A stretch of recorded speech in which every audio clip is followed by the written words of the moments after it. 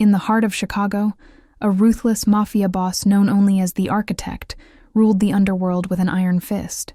When a desperate young woman stumbled into his private club begging for help, he offered her an unusual deal.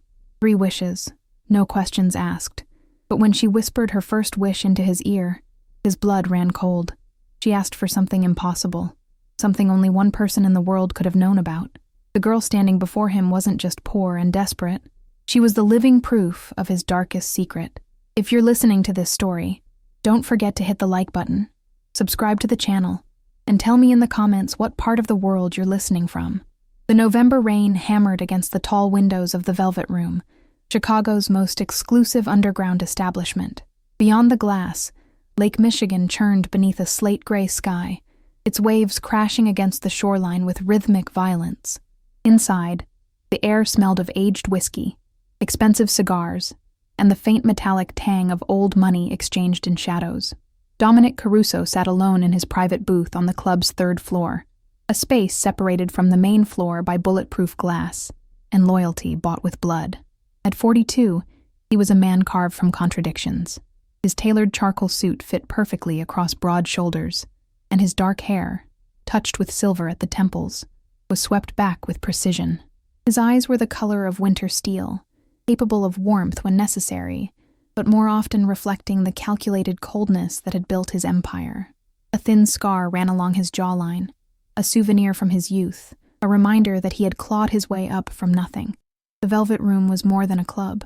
It was the nerve center of Caruso's operations, a place where deals were brokered, alliances formed, and betrayals punished. Politicians, judges, and businessmen passed through its doors, their secrets traded like currency. Dominic controlled the flow of everything illegal and profitable in Chicago: protection rackets, gambling, high-end theft, and information. He was known as the Architect because he built systems, not chaos. His organization ran with the efficiency of a Fortune 500 company, and he demanded absolute loyalty. But beneath the power and control, Dominic carried a weight that no amount of money could lift. 15 years ago, he had made a choice that haunted him in the quiet moments between business and sleep. He had loved a woman named Maria, a schoolteacher from the South Side with kind eyes and a laugh that made him believe he could be more than what his father had raised him to be. She had gotten pregnant, and for a brief, terrifying moment, Dominic had imagined a different life. But his father, the old Don, had other plans. "You marry within the family, not outside it," his father had said, his voice like gravel. "She's a liability." Dominic had been weak then, still seeking his father's approval. He had given Maria money, enough to disappear, and told her to never contact him again. She had looked at him with tears streaming down her face and said, "You'll regret this, Dominic. Not because I'll make you, but because you'll know what you gave up." He had watched her walk away, her hand resting on her stomach, and he had buried that memory deep, building his empire on top of it like a monument to his own cowardice. Now, 15 years later, Dominic sat in his fortress of glass and steel, surrounded by men who feared him and women who wanted him, and he felt nothing but the cold. His wife, Isabel, was the daughter of a rival family, a marriage of convenience that had solidified his power. They lived in separate wings of their Gold Coast mansion, and spoke only when necessary. He had no children, or at least none that he acknowledged. The rain intensified, and Dominic watched the water streak down the windows, distorting the city lights below. His right-hand man, Vincent, a stocky man with a boxer's build and a mind for strategy, approached the booth. "Boss, we've got a situation downstairs." Dominic didn't look up from his whiskey. "Handle it."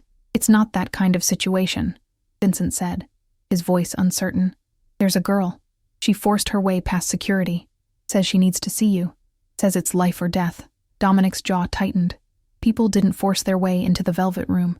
"Then she's either stupid or desperate. Throw her out." Vincent hesitated. "She's just a kid, boss. Maybe 17, 18. Soaking wet. Looks like she hasn't eaten in days.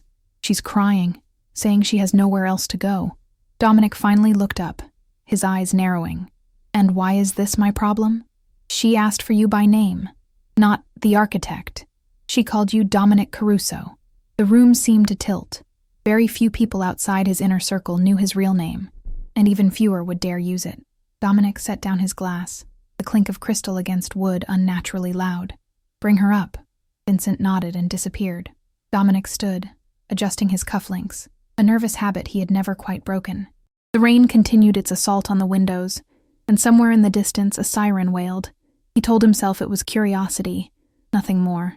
But deep in his chest, something old and buried began to stir. The elevator doors opened, and Vincent stepped out, followed by a girl who looked like she had been pulled from the lake itself. Her clothes were threadbare, a thin jacket over a faded hoodie and jeans that were too big for her frame. Her dark hair hung in wet tangles around her face, and her eyes, large and brown, were red from crying. She was shivering, her arms wrapped around herself, but when she looked at Dominic, there was no fear in her gaze, only desperation, and something else, something that made his blood run cold. Recognition. "Mr. Caruso," she said, her voice trembling but clear. "My name is Sophia. Sophia Reyes. I need your help." Dominic's world narrowed to a single point. Reyes, Maria's last name. He forced his expression to remain neutral, though his heart was pounding. "I don't know you, but you knew my mother," Sophia said, and the words hung in the air like a verdict. "Maria Reyes. She died 3 months ago. Cancer. Before she died, she told me about you. She told me that if I ever had nowhere else to turn, I should find you. She said you owed her." Dominic felt the ground shift beneath him. Maria was dead. The woman he had loved and abandoned was gone, and standing before him was the consequence of his choice, alive and desperate. He gestured to Vincent. "Leave us."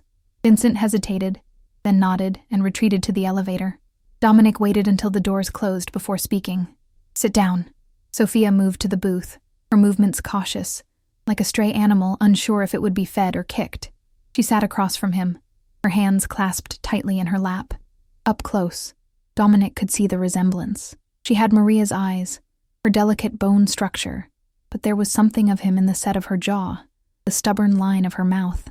"Why are you here?" Dominic asked, his voice low. "I have nowhere else to go," Sophia said. "After my mom died, I tried to stay in our apartment, but I couldn't pay the rent. I've been sleeping in shelters, but they're full most nights. I'm hungry, I'm scared, and I don't know what to do. My mom said you were powerful. She said you could help people when you wanted to." Dominic leaned back, his mind racing. This girl, this living reminder of his greatest regret, had walked into his world and shattered the carefully constructed walls he had built. He could send her away, give her money, and forget her. But something in her eyes stopped him. It was the same look Maria had given him 15 years ago, a look that said, "You can be better than this." "I'll make you a deal," Dominic said, the words coming before he could stop them. 3 wishes. Ask me for 3 things, and I'll grant them. No questions asked, but after that, we're done. You walk away, and you never come back." Sophia's eyes widened. "Why 3? "Because that's what I'm offering," Dominic said. "Take it or leave it." Sophia stared at him, and for a moment Dominic thought she would refuse. Then she nodded slowly. "Okay, 3 wishes. What's the first one?" Dominic asked, expecting her to ask for money, a place to stay, food. Sophia leaned forward, her voice dropping to a whisper. "I want you to tell me the truth about the night my mother left you. I want to know what really happened to the baby she was carrying before I was born." Dominic's blood turned to ice. The room seemed to close in around him, the rain outside roaring in his ears. No one knew about that. No one except Maria, and she was dead. He stared at Sophia, and in her eyes, he saw not just desperation, but knowledge. Knowledge of a secret he had buried so deep, he had almost convinced himself it never happened. "How do you know about that?" Dominic asked, his voice barely audible. Sophia's expression didn't change. "Because my mother told me everything before she died, and because I'm not the first child you abandoned, Mr. Caruso. I'm the second." The words hit him like a physical blow. Dominic's hands gripped the edge of the table, his knuckles white. The rain continued to fall, and somewhere in the city, a clock struck midnight. The girl sitting across from him wasn't just a reminder of his past. She was the key to a secret that could destroy everything he had built, and she had just walked into his life, asking for the one thing he could never give, the truth. The silence between them stretched like a taut wire, ready to snap. Dominic's mind raced, calculating, assessing. He had built his empire on information, on knowing more than his enemies, on staying 3 steps ahead. But this This ghost from his past had just upended the board. He forced himself to breathe, to think. "You don't know what you're talking about," Dominic said, but his voice lacked conviction. Sophia didn't flinch. "My mother kept a journal. She wrote everything down. About you, about your family, about what happened before I was born." She reached into her jacket and pulled out a worn leather notebook, its edges frayed and water-stained. She placed it on the table between them. "She was pregnant when you gave her money to disappear, but she didn't tell you she was carrying twins." Dominic's world tilted. Twins. The word echoed in his skull like a gunshot. He stared at the journal, his hands trembling. "That's not possible." "She found out a month after she left Chicago," Sophia continued, her voice steady, despite the tears beginning to form in her eyes. "She was alone, scared, and broke. She went to a free clinic in Gary, Indiana. They told her there were 2 heartbeats, a boy and a girl." Dominic felt something crack inside him, a fissure in the armor he had spent decades building. "What happened to the boy?" Sophia's face crumpled, and for the first time, the mask of composure she had been wearing slipped. "He was stillborn. My mother said the doctors tried everything, but he didn't make it. She named him Gabriel. She buried him in a cemetery in Gary, a place she could barely afford. She visited his grave every year on his birthday until she got too sick to travel." The name hit Dominic like a punch to the gut. Gabriel. A son he never knew existed. A son who had died before taking his first breath. He thought of all the years he had spent building his empire, all the power and wealth he had accumulated, and none of it mattered. He had a son, and he was gone. "Why didn't she tell me?" Dominic asked, his voice raw. "Because you told her to disappear," Sophia said, her anger finally breaking through. "You gave her money and told her to never contact you again. She was terrified, alone, and grieving. She didn't think you cared, and maybe you didn't." Dominic wanted to argue, to defend himself, but the words died in his throat. She was right. He had been a coward, too afraid of his father's disapproval to stand up for the woman he loved. And now, 15 years later, he was paying the price. "I cared," Dominic said quietly. "I was just too weak to show it." Sophia wiped her eyes with the back of her hand.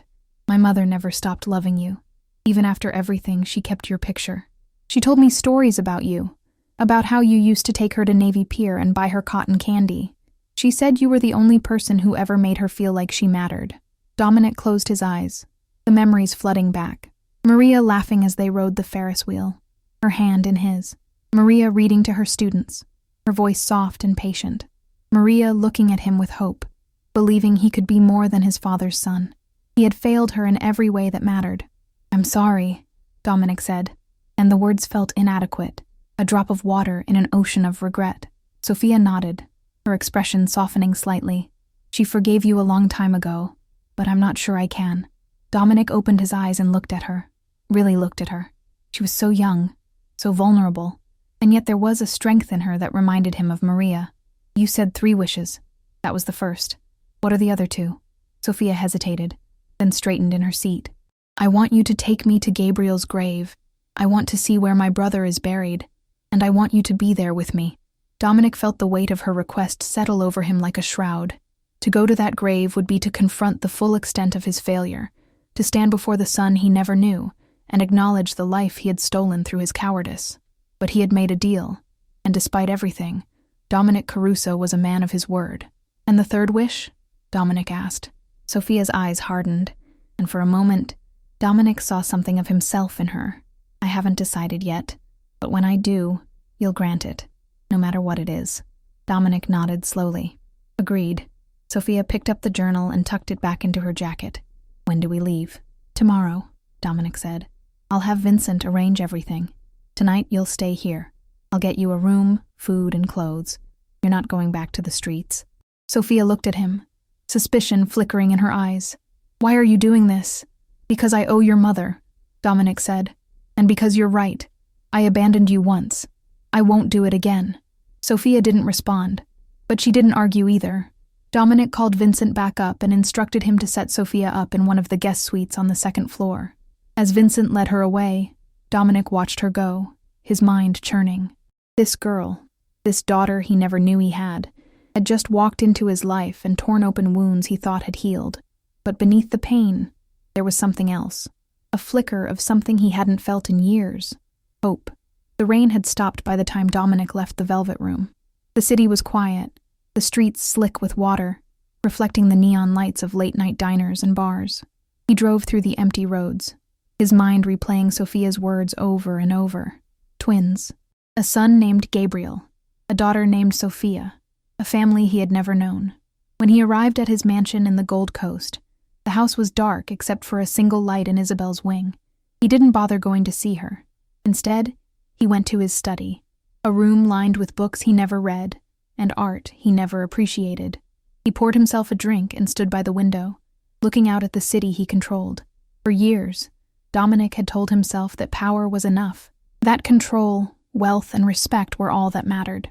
But standing there, alone in his empty house, he realized the truth. He had everything and nothing. He was a king of shadows, ruling over a kingdom built on fear and regret. He thought of Maria, of the life they could have had. He thought of Gabriel, buried in a grave he had never visited. And he thought of Sophia, sleeping in a room in his club, carrying the weight of secrets that could destroy him. Dominic Caruso had spent his life building walls, but tonight, those walls had crumbled, and for the first time in 15 years, he didn't know how to rebuild them. The next morning, Dominic and Sophia left Chicago in a black SUV, Vincent driving, the city fading behind them as they headed south toward Gary, Indiana. The sky was overcast, the air heavy with the promise of more rain. Sophia sat in the back seat, staring out the window, her expression unreadable. Dominic sat beside her, the journal she had shown him the night before resting on his lap. He had read it cover to cover, Maria's words a dagger to his heart. She had written about their time together, about the joy and the pain. She had written about the night he told her to leave, about the months she spent alone and pregnant. She had written about Gabriel's birth, about holding his tiny, lifeless body and weeping until she had no tears left. And she had written about Sophia, about raising her alone, about the sacrifices she made to give her daughter a chance at a better life. She loved you, Dominic said quietly, breaking the silence. Sophia didn't look at him. I know. She was a good person, Dominic continued, better than I ever deserved. Sophia finally turned to him, her eyes hard. Then why did you let her go? Dominic had no answer, or rather, he had an answer, but it was one that made him hate himself. Because I was afraid. Afraid of my father, afraid of losing everything I thought I wanted. I chose power over love, and I've regretted it every day since. Sophia studied him for a long moment, then looked away. Regret doesn't bring people back. No, Dominic agreed. It doesn't. They drove in silence for the rest of the trip, the landscape shifting from urban sprawl to industrial decay. Gary, Indiana, was a city that had seen better days. Its factories shuttered, its streets lined with abandoned buildings. Vincent navigated through the town until they reached a small cemetery on the outskirts, a place forgotten by time. Dominic and Sophia got out of the SUV, the air cold and damp. The cemetery was overgrown, weeds pushing through cracked headstones. Sophia led the way, her steps sure despite the uneven ground. She stopped in front of a small grave marked by a simple stone. The inscription read, Gabriel Reyes, born and died November 14th, 2009. Forever loved. Dominic stared at the stone, his chest tight. This was his son, his blood, a life that had ended before it began. He knelt down, his hand resting on the cold marble, and for the first time in years, Dominic Caruso wept. Sophia stood beside him, her hand resting on his shoulder. He would have been 15 this year, she said softly. My mother used to say he's watching over us. I don't know if I believe that, but I hope it's true. Dominic nodded, unable to speak. They stood there together, father and daughter, mourning the son and brother they had lost. And in that moment, something shifted. The wall between them, built from years of absence and pain, began to crack. As they drove back to Chicago, the rain started again, but this time, it felt different. Not like a punishment, but like a cleansing. Dominic glanced at Sophia, who was staring out the window, her expression thoughtful. Thank you, Dominic said. Sophia looked at him, surprised. For what? For giving me a chance to make this right, Dominic said. I know I can't change the past, but maybe I can do better in the future. Sophia didn't respond immediately, but when she did, her voice was softer. We'll see. It wasn't forgiveness, but it was a start. And for Dominic Caruso, that was more than he deserved. The days following their trip to Gary were strange for Dominic.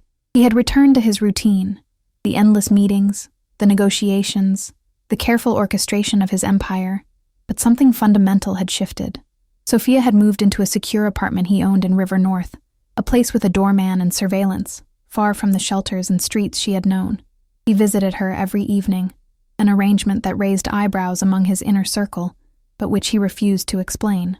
Vincent was the only one who knew the truth, and even he trod carefully around the subject. "Boss, people are asking questions," Vincent said one afternoon as they reviewed the week's operations in Dominic's office at the Velvet Room. "About the girl. They want to know who she is, why you're protecting her." Dominic didn't look up from the financial reports spread across his desk. "Tell them she's under my protection. That's all they need to know." "Some of the guys think she's your mistress," Vincent said carefully. "Isabel's family is starting to hear rumors." Dominic's jaw tightened. His marriage to Isabel was a business arrangement, but appearances mattered in their world. If her family thought he was disrespecting the alliance, it could cause problems. "Set up a meeting with Isabel. I'll handle it." Vincent nodded and left. Dominic leaned back in his chair, rubbing his temples. The truth about Sophia was a bomb waiting to explode. If word got out that he had a daughter, that he had abandoned her and her mother, it would be seen as a weakness. Worse, it would paint a target on Sophia's back. His enemies would use her to get to him, and he couldn't let that happen. That evening, Dominic met Isabel at their mansion. She was in the sitting room, a glass of wine in her hand, her blonde hair perfectly styled, her expression cold. Isabel Marconi Caruso was the daughter of the Marconi family, one of the oldest crime families in Chicago. Their marriage had united two powerful factions, but there was no love between them, only mutual benefit. "You wanted to see me," Isabel said, her tone clipped. Dominic sat across from her, his posture relaxed, but his eyes sharp. "There are rumors circulating. I want to address them before they become a problem." Isabel raised an eyebrow. "You mean the rumors about the girl you've been spending time with? The one you set up in an apartment?" "Her name is Sophia," Dominic said, "and she's not my mistress." "Then who is she?" Isabel asked, her voice dripping with disdain. Dominic hesitated. He had spent years keeping secrets, but this one felt different. "She's my daughter." Isabel's expression didn't change, but her knuckles whitened around her wine glass. "Your daughter." "From a relationship I had before we were married," Dominic said. "Her mother recently passed away. Sophia had nowhere to go, so I'm helping her." Isabel set down her glass, her movements precise. "And you expect me to believe that you suddenly developed a conscience? That you're playing the role of devoted father out of the goodness of your heart?" "I don't care what you believe," Dominic said. "I'm telling you the truth, because I don't want this to become a problem between our families. Sophia is under my protection. She's not a threat to you or to our arrangement." Isabel laughed, a sharp, bitter sound. "You're a fool, Dominic. You think bringing a bastard child into your life won't have consequences? Your enemies will see her as a weakness, and your allies will question your judgment." "Let them," Dominic said, his voice hard.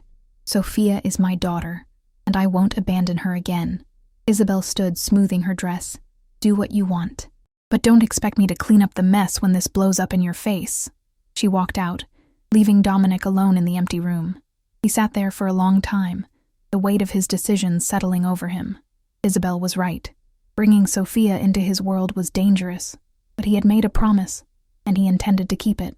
Over the next few weeks, Dominic began to teach Sophia about his world, not the violence or the crime, but the strategy, the psychology, the way power worked. She was sharp, quicker than most of his men, and she had a natural instinct for reading people.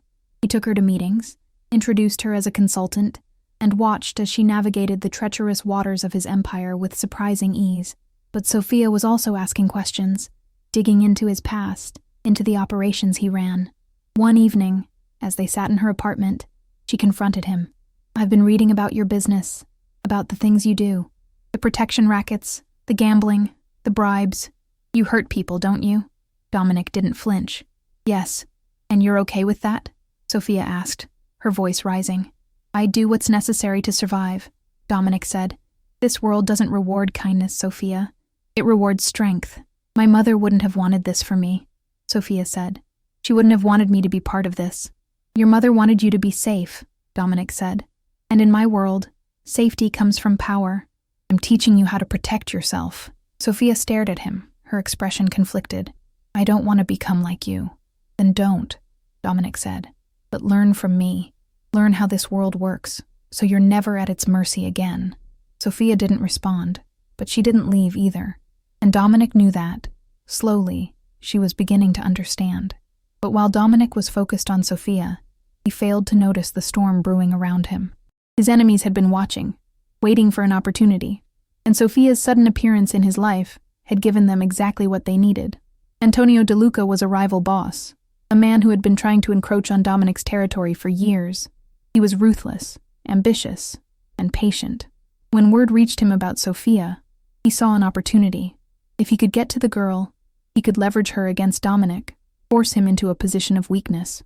De Luca began to gather information, sending his people to watch Sophia, to learn her routines. He discovered that she went to the same coffee shop every morning, that she walked through Millennium Park in the afternoons, that she was often alone. It was only a matter of time before he made his move. One afternoon, as Sophia was walking through the park, she noticed a man following her. He was tall, dressed in a dark coat, his face obscured by sunglasses. She quickened her pace, her heart pounding, but the man kept up. She pulled out her phone to call Dominic, but before she could dial, another man stepped in front of her, blocking her path. "Sophia Reyes," the man said, his voice smooth.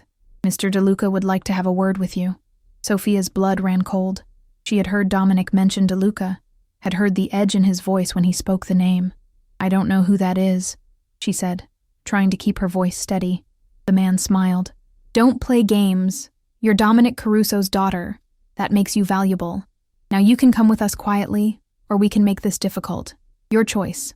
Sophia looked around, but the park was nearly empty, the cold November air keeping most people indoors. She was alone, vulnerable, and terrified. But she was also Maria Reyes's daughter, and she had inherited her mother's strength. "If you touch me, Dominic will kill you." The man's smile widened. "That's what we're counting on." Before Sophia could react, the man grabbed her arm, and the world went dark. When Dominic received the call, he was in a meeting with his accountants. Vincent burst into the room, his face pale. "Boss, it's Sophia. She's been taken." Dominic's world stopped. "What?" "De Luca's men grabbed her from Millennium Park an hour ago," Vincent said. "They left a message. He wants to meet. Tonight. Alone." Dominic felt a rage unlike anything he had ever known. It was cold, calculated, and absolute. He stood, his movements deliberate. "Get the men. All of them. And find out where De Luca is holding her." "Boss, he said to come alone," Vincent warned. "I don't care what he said," Dominic said, his voice like ice. "He took my daughter. He's a dead man." As Dominic prepared for war, he realized that Sophia had become more than just a reminder of his past. She had become his future, the one thing in his life that mattered, and he would burn the city to the ground to get her back. The rain started again as Dominic's convoy moved through the city, a fleet of black SUVs cutting through the night. He sat in the lead vehicle, his mind focused, his hands steady. He had spent years building his empire on strategy and control, but tonight, he was operating on something more primal, love, and for Antonio De Luca, that made Dominic Caruso the most dangerous man in Chicago. The warehouse district on Chicago's South Side was a graveyard of industry, a place where factories had once hummed with life, but now stood silent, their windows shattered, their walls covered in graffiti. It was here that Antonio De Luca had chosen to make his stand, a deliberate insult, holding Dominic's daughter in the ruins of the city's past. Dominic's convoy pulled up to the largest warehouse, a sprawling structure of rusted metal and crumbling brick. Vincent had confirmed that De Luca was inside with a dozen of his men, and Sophia was being held in a room on the second floor. Dominic stepped out of the SUV, the cold November wind cutting through his coat. His men fanned out around him, armed and ready, but Dominic raised a hand, stopping them. "I go in alone," he said. Vincent stepped forward, his expression grim. "Boss, that's suicide. De Luca wants you vulnerable. He'll kill you the moment you walk through that door." "He won't," Dominic said, his voice calm, "because he wants something from me. And as long as he thinks he has leverage, he'll keep me alive." "And if you're wrong?" Vincent asked. Dominic met his gaze. "Then you make sure Sophia gets out, no matter what." Vincent nodded, his jaw tight. Dominic turned and walked toward the warehouse, his footsteps echoing on the wet pavement. The door was ajar, a sliver of light spilling out into the darkness. He pushed it open and stepped inside. The interior of the warehouse was vast, the ceiling lost in shadows, the floor littered with debris. In the center of the space, a single overhead light illuminated a makeshift seating area, 2 chairs facing each other. Antonio De Luca sat in one of them, a man in his 50s with slicked back hair and a smile that never reached his eyes. He was flanked by his men, their weapons visible, their expressions cold. "Dominic Caruso," De Luca said, his voice echoing in the empty space. "The architect himself. I'm honored." Dominic walked forward, his movements unhurried, his eyes locked on De Luca. "Where is she?" De Luca gestured to the second chair. "Sit. Let's talk like civilized men." "I'm not here to talk," Dominic said. "I'm here for my daughter." De Luca's smile widened. "Your daughter. That's a new development, isn't it? For years you've been the untouchable Don, the man with no weaknesses. And then this girl shows up and suddenly, you're human. It's almost poetic." Dominic's hands clenched into fists, but he kept his voice level. "What do you want?" "I want what you have," De Luca said simply. "Your territory, your connections, your power. You've held Chicago in your grip for too long, Dominic. It's time for a change." "And you think taking Sophia will force me to give that up?" Dominic asked. "I think it gives me leverage," De Luca said. "You care about her. That makes you weak. And weakness is something I can exploit." Dominic took a step closer, his eyes cold. "You made a mistake, Antonio. You took something that belongs to me, and now I'm going to take everything from you." De Luca laughed, a harsh, grating sound. "You're in no position to make threats. I have your daughter. One word from me, and she's dead." "Then say the word," Dominic said, his voice like steel. "Because if you hurt her, there's nowhere on this earth you can hide. I will find you, and I will make you beg for death." De Luca's smile faltered, just for a moment, and Dominic saw it. Fear. The man was afraid, and that gave Dominic the opening he needed. "You're bluffing," De Luca said, but his voice lacked conviction. "Am I?" Dominic asked. "You know my reputation, Antonio. You know what I'm capable of. So ask yourself, is this worth it? Is your ambition worth dying for?" The warehouse fell silent, the tension thick enough to cut. De Luca's men shifted uneasily, their eyes darting between their boss and Dominic. And then, from somewhere above, a voice rang out. "Dad!" Dominic's heart lurched. It was Sophia, her voice echoing through the warehouse. He looked up and saw her on the second-floor catwalk, her hands bound, a man holding her by the arm. She looked terrified but unharmed, and relief flooded through him. "Let her go," Dominic said, his voice rising. "This is between you and me." De Luca stood, his expression hardening. "You're right. It is. And here's how this ends. You sign over your operations to me, every territory, every connection, every dollar. And in return, I let the girl live." Dominic stared at him, his mind racing. He could feel the weight of the decision pressing down on him, the same weight he had felt 15 years ago when he chose power over love. But this time, the choice was clear. "No." De Luca's eyes widened. "What?" "I said no," Dominic repeated. "You can take my empire, my money, my life, but you don't get to take her. Not again." De Luca's face twisted with rage. "Then she dies." "No, she doesn't," Dominic said, and he pulled a small device from his pocket, pressing a button. Instantly, the warehouse was flooded with light, and the sound of engines roared outside. Vincent and Dominic's men stormed the building, their weapons drawn, surrounding De Luca and his crew. De Luca spun around, his face pale. "You bastard! You said you'd come alone." "I lied," Dominic said. "Something you should have expected from a man like me." The standoff was brief. De Luca's men, outnumbered and outgunned, dropped their weapons. Vincent's team moved quickly, securing the area and freeing Sophia. She ran down the stairs and into Dominic's arms, her body shaking. He held her tightly, his eyes closing, the relief overwhelming. "I'm sorry," Dominic whispered. "I should have protected you better." "You came for me," Sophia said, her voice muffled against his chest. "That's all that matters." Dominic pulled back, looking into her eyes. "I won't let anyone hurt you again. I promise." De Luca was dragged forward by 2 of Dominic's men, his face a mask of fury and fear. "You can't do this, Caruso. You kill me, and my family will come after you. This isn't over." Dominic walked over to him, his expression cold. "You're right. It's not over. But it is for you." He turned to Vincent. "Take him to the docks. Make sure he understands the consequences of crossing me." Vincent nodded, and DeLuca was hauled away, his protests fading into the night. Dominic turned back to Sophia, who was watching him with a mixture of relief and something else. Disappointment. "You're going to kill him, aren't you?" Sophia asked quietly. Dominic didn't answer immediately. He looked at her, this girl who had walked into his life and forced him to confront everything he had tried to bury. "Yes." "Why?" Sophia asked. "Why does it have to be like this?" "Because this is my world," Dominic said. "And in my world, mercy is weakness. DeLuca tried to take you from me. He has to pay." Sophia shook her head, tears streaming down her face. "My mother wouldn't have wanted this. She wouldn't have wanted you to become a monster." "I've always been a monster," Dominic said. "Your mother just saw something in me that wasn't there." "No," Sophia said, her voice firm. "She saw the man you could be. And I see it too. But you have to choose it, Dad. You have to choose to be better." The word Dad hit Dominic like a physical blow.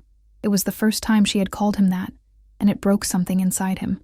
He looked at her, this brave, stubborn girl who refused to let him hide behind his power, and he realized she was right. He had spent his life building an empire on fear and violence, but what had it given him? An empty mansion, a loveless marriage, and a legacy of regret. "What do you want me to do?" Dominic asked, his voice raw. "Let him go," Sophia said. "Show him mercy. Show the city that you're more than just a killer." Dominic stared at her, the weight of her request crushing. To let DeLuca go would be seen as weakness, would invite challenges from every corner of his empire. But to kill him would mean losing Sophia, would mean becoming the monster she feared he was. He thought of Maria, of the woman who had loved him despite his flaws, who had believed he could be better. And he thought of Gabriel, the son he never knew, buried in a grave he had wept over. He thought of all the choices he had made, all the lives he had destroyed, and he realized that Sophia was offering him something he didn't deserve, a chance at redemption. Dominic pulled out his phone and called Vincent. "Let DeLuca go." There was a long pause. "Boss, are you sure?" "Let him go," Dominic repeated. "But make sure he knows that if he ever comes near Sophia again, I'll finish what I started." "Understood," Vincent said, and the line went dead. Dominic looked at Sophia, who was staring at him with wide eyes. "You did the right thing," he said softly. "I hope so," Dominic said, "because if this comes back to haunt us, it's on me." Sophia stepped forward and hugged him, and for the first time in 15 years, Dominic Caruso felt like he might actually deserve a second chance. But as they left the warehouse, the rain starting again, Dominic couldn't shake the feeling that the storm was far from over. And somewhere in the city, Antonio DeLuca was plotting his revenge. Dominic's decision to spare Antonio DeLuca sent shockwaves through Chicago's underworld. In a world where power was measured in blood and fear, mercy was an anomaly, a crack in the armor of the city's most feared crime boss. Some saw it as a sign of weakness, others as a calculated move, but everyone was watching to see what would happen next. The days following the warehouse confrontation were tense. Dominic doubled security around Sophia, moving her to a safe house on the outskirts of the city, a place known only to his most trusted men. He spent his nights in his office at the Velvet Room, coordinating his operations, reinforcing alliances, and preparing for the inevitable retaliation. Because despite Sophia's faith in mercy, Dominic knew the truth. Antonio DeLuca would not forgive, and he would not forget. Vincent was the first to voice what everyone was thinking. "Boss, DeLuca's been quiet, too quiet. My sources say he's been meeting with the Rossi family, the Benedettis, even some of the Irish crews on the north side. He's building a coalition." Dominic leaned back in his chair, his fingers steepled. "Let him. A coalition built on desperation won't last. They're all waiting to see who comes out on top. And when the dust settles, they'll fall in line." "And if they don't?" Vincent asked. "Then we remind them why they feared me in the first place," Dominic said, his voice cold. But even as he spoke the words, Dominic felt the weight of his decision. He had spared DeLuca for Sophia, to prove that he could be more than the monster his world had made him. But in doing so, he had painted a target on both their backs, and the question that haunted him was whether mercy had been strength or the beginning of his downfall. Sophia, meanwhile, was struggling with her own demons. The kidnapping had shaken her, forcing her to confront the reality of Dominic's world. She had seen the violence, the fear, the way power was wielded like a weapon. And while she was grateful to be alive, she couldn't shake the feeling that she was being pulled into a darkness she didn't want to be part of. One evening, Dominic visited her at the safe house, a modest 2-story home surrounded by woods, far from the city's chaos. She was sitting on the porch, wrapped in a blanket, staring out at the trees. He sat down beside her, the silence between them heavy. "You're angry with me," Dominic said. Sophia didn't look at him. "I'm not angry. I'm scared." "Of what?" Dominic asked. "Of becoming like you," Sophia said. "Of losing myself in this world. My mother raised me to be kind, to care about people, to believe in something better. But every day I spend with you, I feel that slipping away." Dominic felt a pang of guilt. "I never wanted this for you. I wanted to protect you, to give you a chance at a better life. But this is your life," Sophia said, finally looking at him. "And if I stay, it becomes mine too. I don't know if I can live with that." Dominic nodded slowly. "Then leave. I'll give you money. Set you up somewhere far from here. You can start over. Live the life your mother wanted for you."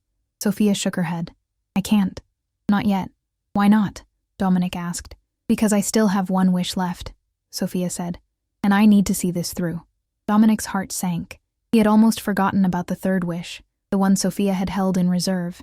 "What is it?" Sophia turned to him, her expression resolute. "I want you to find out who killed my mother." Dominic's blood ran cold. "What are you talking about?" "Your mother died of cancer." "That's what the doctors said," Sophia said. "But before she died, she told me something. She said she had been poisoned, that someone had been slowly killing her for months. She didn't know who, but she knew it wasn't natural. She made me promise to find the truth." Dominic stared at her, his mind racing. If Maria had been murdered, it changed everything. It meant that someone had targeted her, someone who knew about her connection to him. "Why didn't you tell me this before?" "'Cause I wasn't sure I could trust you," Sophia said. "But after what you did at the warehouse, after you chose mercy, I realized that maybe my mother was right. Maybe you can be better. And if anyone can find out who killed her, it's you." Dominic felt a surge of anger, not at Sophia, but at the faceless enemy who had taken Maria from him. "I'll find them, and when I do, they'll pay." "No," Sophia said firmly. "When you find them, you'll bring them to justice. Real justice, not your kind." Dominic wanted to argue, but he saw the determination in her eyes, the same determination Maria had when she believed in something. "I'll do it your way, but I need you to trust me." Sophia nodded. "I do. That's why I'm asking." Over the next few weeks, Dominic threw himself into the investigation. He started with Maria's medical records, pulling strings to access files that should have been confidential. What he found was disturbing. Maria had been treated for a rare form of poisoning, one that mimicked the symptoms of cancer. The doctors had missed it, attributing her decline to the disease, but the toxicology reports told a different story. Dominic traced Maria's final months, interviewing her neighbors, her co-workers, anyone who had been close to her. Most had nothing useful to offer, but one name kept coming up. A man named Thomas Brennan, a social worker who had been helping Maria navigate her medical bills and insurance claims. He had been kind, attentive, and always around. Dominic dug deeper, and what he found made his blood boil. Thomas Brennan wasn't a social worker. He was a private investigator, hired by someone to keep tabs on Maria, and according to Dominic's sources, Brennan had been seen purchasing chemicals that matched the poison found in Maria's system. Dominic tracked Brennan to a small apartment in Pilsen, a neighborhood on Chicago's Lower West Side. He went alone, his anger a cold, focused thing. When Brennan opened the door, Dominic didn't give him a chance to speak. He grabbed him by the collar and slammed him against the wall. "Who hired you?" Dominic demanded. Brennan's eyes were wide with fear. "I don't know what you're talking about." Dominic tightened his grip. "You poisoned Maria Reyes. You killed her slowly, painfully, and you're going to tell me who paid you to do it, or I'm going to make you wish you were dead." Brennan's face went pale. "I didn't want to. They said it was just surveillance, that I was supposed to watch her, report back. But then they told me to make it look natural. They said if I didn't, they'd kill me." "Who?" Dominic growled. Brennan hesitated, then whispered a name that made Dominic's world tilt. "Isabel Caruso." Dominic released him, stepping back, his mind reeling. Isabel, his wife. She had killed Maria. But why? And then it hit him. Isabel had known about Maria, about the affair, about the possibility of a child. She had seen Maria as a threat, a loose end that could unravel the carefully constructed alliance between their families. And so she had eliminated her. Dominic felt a rage unlike anything he had ever known. It was personal, visceral, and all-consuming. He turned and walked out of the apartment, leaving Brennan trembling on the floor. He got into his car and drove, the city blurring around him, his hands gripping the steering wheel so tightly his knuckles turned white. When he arrived at his mansion, Isabel was in the sitting room, reading a book, a glass of wine on the table beside her. She looked up as he entered, her expression calm.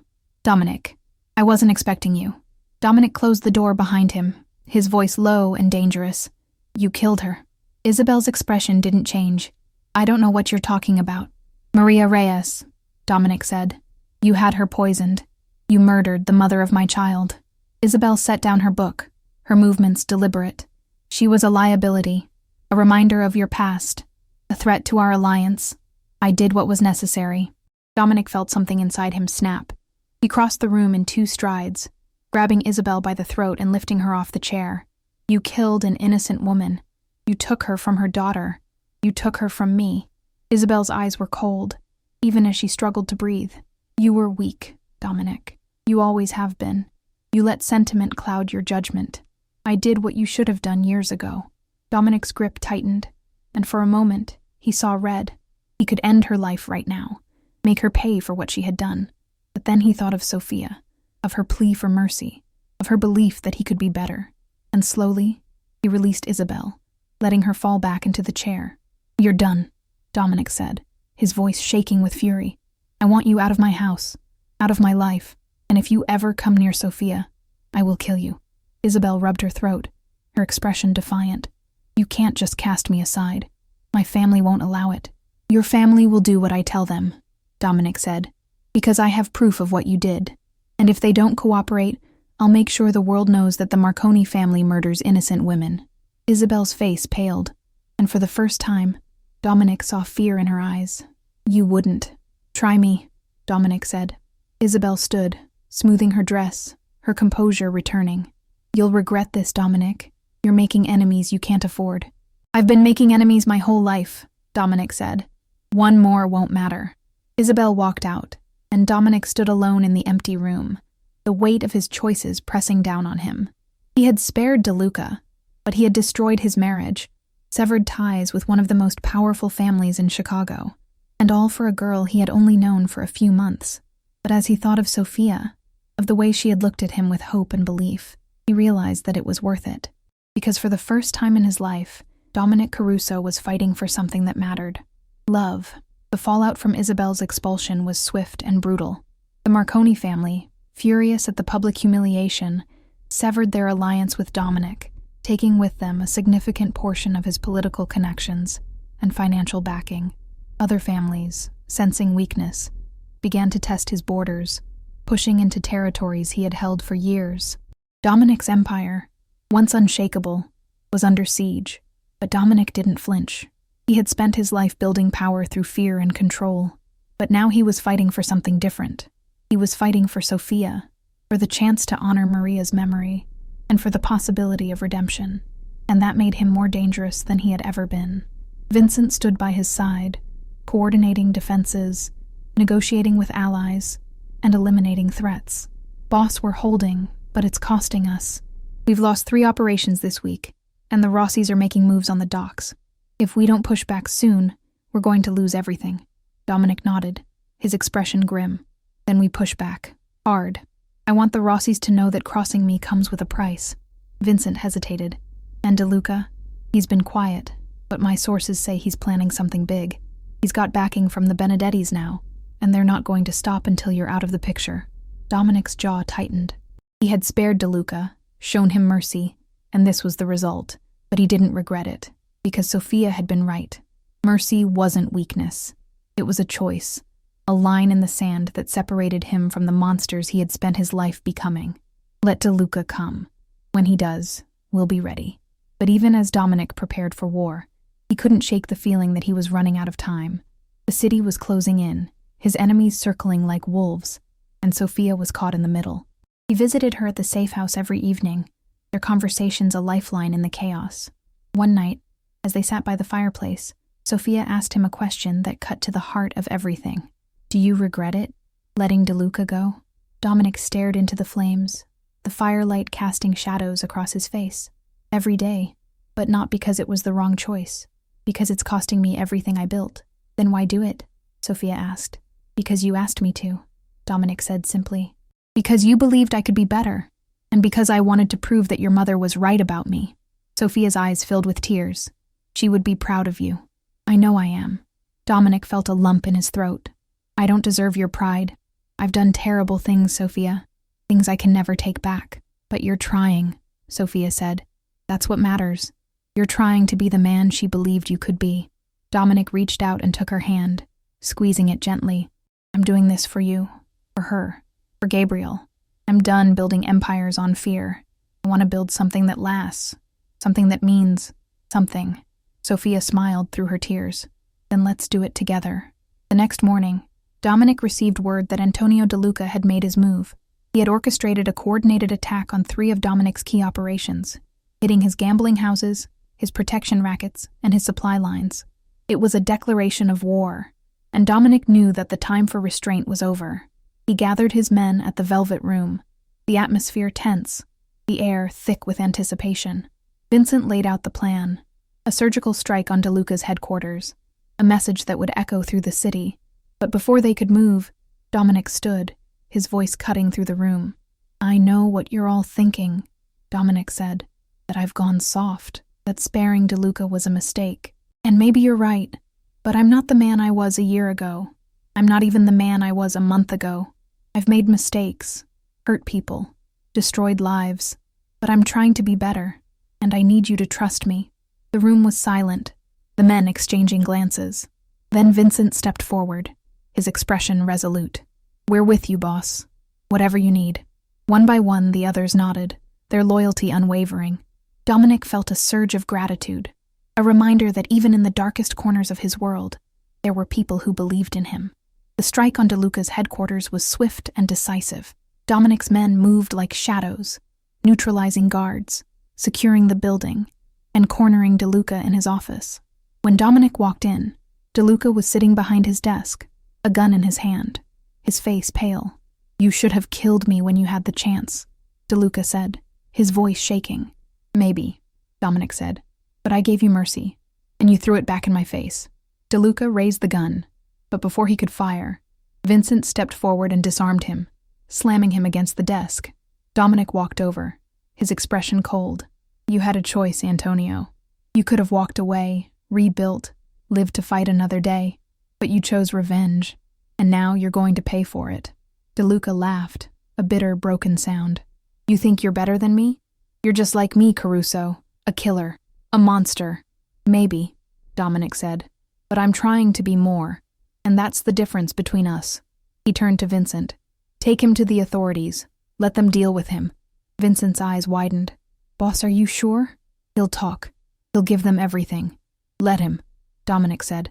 I'm done hiding. I'm done living in the shadows. If this is the end, then let it be on my terms. Vincent nodded, and DeLuca was dragged away, his protests fading into the night. Dominic stood alone in the office, the weight of his decision settling over him. He had just handed his enemies the ammunition they needed to destroy him, but he didn't care, because for the first time in his life, he was free. The weeks that followed were a whirlwind. DeLuca's testimony triggered a federal investigation into Dominic's operations, and the walls began to close in. But instead of running, Dominic cooperated, turning over evidence, cutting deals, and dismantling the empire he had spent his life building. It was painful, watching everything he had worked for crumble, but it was also liberating. Sophia stood by him through it all, her presence a constant reminder of why he was doing this. Together, they visited Gabriel's grave, planting flowers and leaving a small stone marker with Dominic's name on it, a promise that he would never forget his son. They talked about Maria, about the life she had lived, and the legacy she had left behind. And slowly, Dominic began to rebuild. Not an empire, but a life. He used the money he had hidden away to start a foundation in Maria's name, providing scholarships for underprivileged kids, funding community programs, and supporting families in need. It wasn't much, but it was a start. One evening, As Dominic and Sophia sat on the porch of the safe house, watching the sun set over the trees, Sophia turned to him. "What are you going to do now?" Dominic smiled, a rare, genuine smile. "I don't know. Maybe I'll open a restaurant. Your mother always said I made the best spaghetti carbonara." Sophia laughed, the sound light and free. "I'd like that." Dominic looked at her, this brave, stubborn girl who had walked into his life and changed everything. "Thank you, Sophia, for giving me a second chance, for believing in me when no one else did." Sophia leaned her head on his shoulder. "You're my dad. That's what family does." Dominic closed his eyes, the weight of the past finally lifting. He had spent his life chasing power, building walls, and hiding from his mistakes. But in the end, it was love that had saved him. Love for a woman he had lost, for a son he had never known, and for a daughter who had given him the courage to be better. The rain started again, soft and gentle, washing away the remnants of the storm, and as Dominic sat there with Sophia, he realized that this was what redemption felt like. Not a grand gesture or a dramatic moment, but a quiet, steady choice to do better, to be better, every single day.